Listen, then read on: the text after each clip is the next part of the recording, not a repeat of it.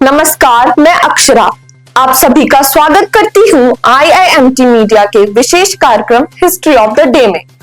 राष्ट्रपति ने आज के दिन दी थी राज्य पुनर्गठन विधेयक को मंजूरी। 31 अगस्त 1956 को राष्ट्रपति डॉक्टर राजेंद्र प्रसाद ने राज्य पुनर्गठन विधेयक को मंजूरी दी थी। यह विधेयक भारतीय राज्यों के भाषाई आधार पर बंटवारे से संबंधित था। दरअसल आजादी के बाद देश में भाषाई स्तर पर राज्यों के गठन के लिए आंदोलन तेज हो गए थे। 1953 में मद्रास राज्य के 16 तेलुगु जिलों ने मिलकर आंध्र प्रदेश नाम का नया राज्य बना लिया था। इसे देखते हुए अन्य जिले भी भाषाई स्तर पर राज्यों के गठन की मांग करने लगे। इन मांगों के बीच प्रधानमंत्री जवाहरलाल नेहरू ने 1953 में राज्य पुनर्गठन समिति का गठन किया था, जिसकी रिपोर्ट के आधार पर यह विधेयक लाया गया था। आज के दिन पहली बार रेडियो से प्रसारित किए गए थे समाचार। अमेरिका के मिशिगन के डेट्रॉइट शहर में 31 अगस्त 1920 को पहला रेडियो समाचार प्रसारित किया गया। यह प्रसारण 8MK नामक स्टेशन से हुआ, जो द डेट्रॉइट न्यूज़ अखबार का रेडियो स्टेशन था। इसने डेट्रॉइट न्यूज़ रेडियोफोन नामक शुरुआती प्रसारण किया।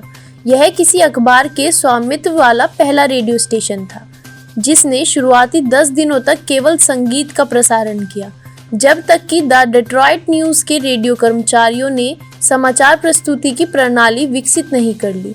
इस प्रसारण ने दिखाया कि रेडियो के माध्यम से दुनिया भर के लाखों लोगों तक एक साथ समाचार और अन्य जानकारियां पहुंचाई जा सकती हैं। इसने संचार के इतिहास में एक महत्वपूर्ण बदलाव का प्रतिनिधित्व किया और रेडियो की व्यावसायिक संभावनाओं का द्वार खोला। एडिसन ने आज के दिन हासिल किया था किनेटोग्राफ का पेटेंट। 31 अगस्त 1897 को थॉमस एडिसन ने किनेटोग्राफ का पेटेंट हासिल किया था। यह एक प्रकार का फिल्म कैमरा था, जिसका आविष्कार एडिसन ने 1890 में किया था। यह कैमरा जोसेफ नाइसफोन और लुइस डेगुएरे के फोटोग्राफिक सिद्धांत पर विकसित किया गया था। किनेटोग्राफ में सेलुलाइड से बनी फिल्म का प्रयोग होता था, जिसका आविष्कार जॉर्ज ईस्टमैन ने किया था। 1893 में एडिसन ने एक छोटा फिल्म स्टूडियो बनाया, जहां पहली बार अपने कैमरे का उपयोग किया था। आगे चलकर इस कैमरे का और विकास हुआ और इसी आधार पर सिनेमेटोग्राफी को विकसित किया गया। इसकी मदद से दर्शकों के समूह को एक साथ फिल्म दिखाई जा सकती थी। आज के दिन पेरिस में कार हादसे में हुई थी राजकुमारी डायना की मौत। 31 अगस्त 1997 को पेरिस में हुई कार दुर्घटना में राजकुमारी डायना की मौत हो गई थी। उस समय डायना की उम्र सिर्फ 36 साल थी। इस हादसे में डायना के अलावा डॉडी अल्फायद और ड्राइवर हेनरी पॉल भी मारे गए थे। लंदन में जब राजकुमारी डायना की अंतिम यात्रा निकली तो सड़कों पर लाखों लोग उतर आए थे और आंसू भरी आंखों से राजकुमारी को विदाई दी।